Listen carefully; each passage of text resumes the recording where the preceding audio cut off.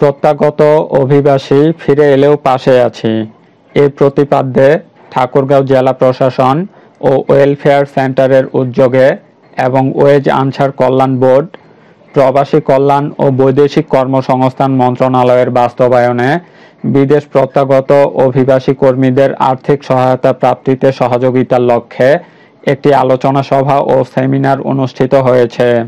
রোববার দুপুরে ঠাকুরগাঁও জেলা প্রশাসকের সম্মেলন কক্ষে এই সভা অনুষ্ঠিত হয়। এ সময় জেলা প্রশাসক ইশরাত ফারজানার সভাপতিত্বে অনুষ্ঠানে প্রধান অতিথি হিসেবে বক্তব্য দেন প্রবাসী কল্যাণ ও বৈদেশিক কর্মসংস্থান মন্ত্রণালয়ের যুগ্ম সচিব ও পরিচালক মোহাম্মদ গিয়াস উদ্দিন। বিশেষ অতিথি হিসেবে বক্তব্য দেন ঠাকুরগাঁওয়ের পুলিশ সুপার শেখ জাহিদুল ইসলাম, ওয়েলফেয়ার সেন্টারের সহকারী পরিচালক আতাউর রহমান, কাউন্সিলর মোহাম্মদ হাবিবুর রহমান, মোহাম্মদ কামাল হোসেন, আব্দুর রব সহ অন্যান্যরা। আলোচনা সভায় বিদেশ প্রত্যাগত অভিবাসী কর্মীদের আর্থিক সহায়তা প্রাপ্তির জন্য রেইস প্রকল্পের ভূমিকা গুরুত্ব সহকারে আলোচিত হয়।